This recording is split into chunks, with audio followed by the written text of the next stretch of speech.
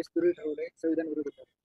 मला वाटते ज्या लोकांनी गांधींची हत्या केली, ज्या लोकांनी आंबेडकरांचा विरोध केला आयुष्यभर, त्या लोकांनी आम्हाला संविधानावर लेक्चर देऊ नये.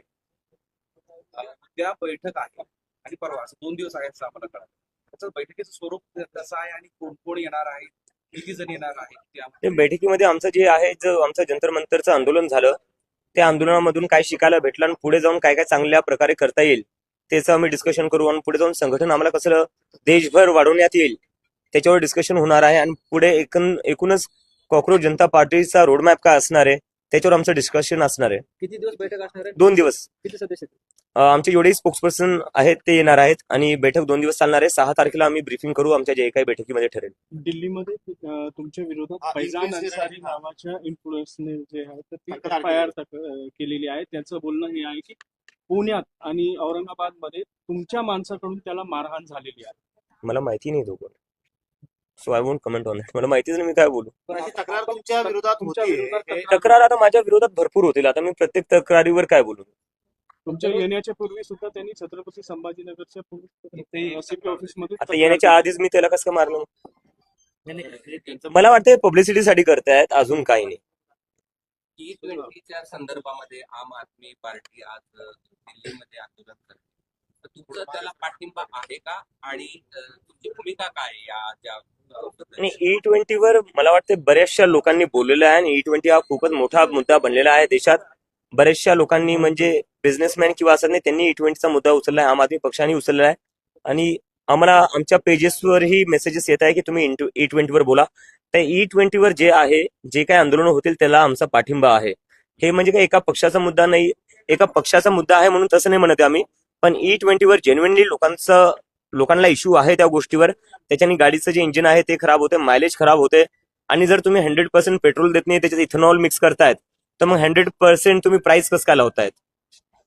दुसरं असं की झेंडेला घेऊन आणखीन एक विजय मिळालाय PKला, प्रशांत किशोरला, तेही भाजपाचा तिथं गड होता, त्याबद्दलची काय प्रतिक्रिया आहे? मला त्यांना खूप खूप शुभेच्छा द्यायच्या आहेत.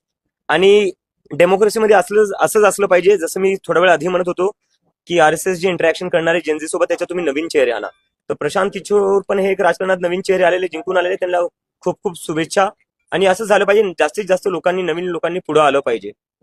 बरं, RSS कडून आता मोहन भागवत नाही बोललो. काय झालंय आता जे भेटीला येत आहेत वेगवेगळ्या पक्षाची लोक, राजकारणी लोक, त्यामध्ये शिंदे सेनेचे आमदार मंत्री येऊन इथे गेले. त्यावरून राज्यातल्या भाजप आणि शिंदे सेनेमध्ये वाद निर्माण झाला असं सध्या चर्चा सुरू आहे. की तुमच्या भेटीवरून त्या दोघांचं बिनस्ती का अशी स्थिती? आता 30 वर्षाच्या मुलापासून तुम्हाला एवढी भीती वाटते, मी काय बोलू याच्यावर. म्हणजे ते तर मला फक्त पर्सनली भेटायला आले होते आणि शुभेच्छा द्यायला आले होते. दुसरं तर आमचं काही बोलणंच झालं नाही. ते फक्त एक म्हणले की युवकांचा मुद्दा उचलला, देशाच्या शिक्षणाचा मुद्दा उचलला, चांगला मुद्दा होता आणि जे आंदोलनाला सक्सेस भेटली त्यासाठी शुभेच्छा दिल्या होत्या. मी भाजपला सांगू इच्छितो, एवढी घाबरायची गरज नाही. तुम्हाला ED CBI सगळी तुमच्याकडे आहे, आमच्याकडे काही नाहीये.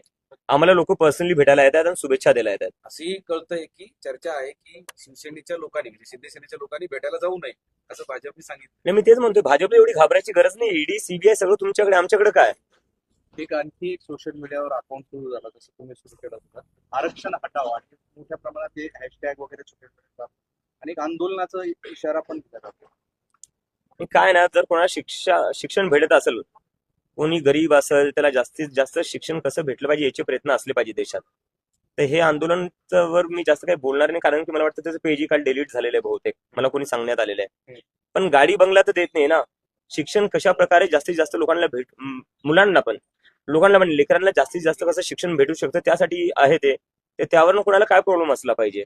आपल्या देशाचा तर हाच प्रयत्न असला पाहिजे की ज्यांच्यापासून शिक्षण दूर आहे, ज्यांना इनऍक्सेसिबल आहे एज्युकेशन, त्या लोकांपर्यंत एज्युकेशन कसं नेता येईल आणि त्यांना एज्युकेशन कसं भेटेल याचेच प्रयत्न केले पाहिजे, तेव्हाच देश पुढे जाईल ना.